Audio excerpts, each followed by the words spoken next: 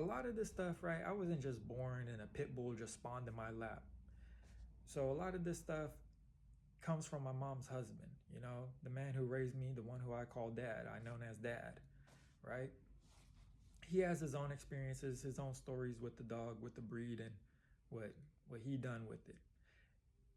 And because of that, I grew up around it, and I became impacted or inspired by it. And what he had, I picked up on and learned, and it just became a part of my livelihood. So it was our family's livelihood, the pits, the bulls, the bully breed. However,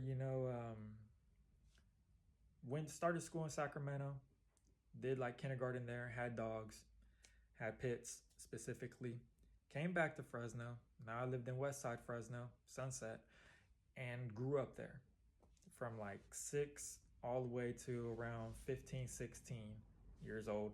And this where a lot of story taking place with this dog, with this breed, and the knowledge that I was able to acquire. There's videos that I recorded. I may chop that up and post it because, I've seen the good, the bad, and the ugly of this breed, and how these dogs always existed and just how they became about, or, in today's breed, right? Today's breeding, on how these dogs came about. And I say this because when I present my character to people, when I have, and I educate individuals about it being an American bully, right? Now I'm more educated about it, so I'm able to educate others that it's an American bully, because I had people call it a pit bull, people call it a bulldog, and people call it a Frenchie. Surprisingly, a Frenchie, but they do. And, you know, it's okay.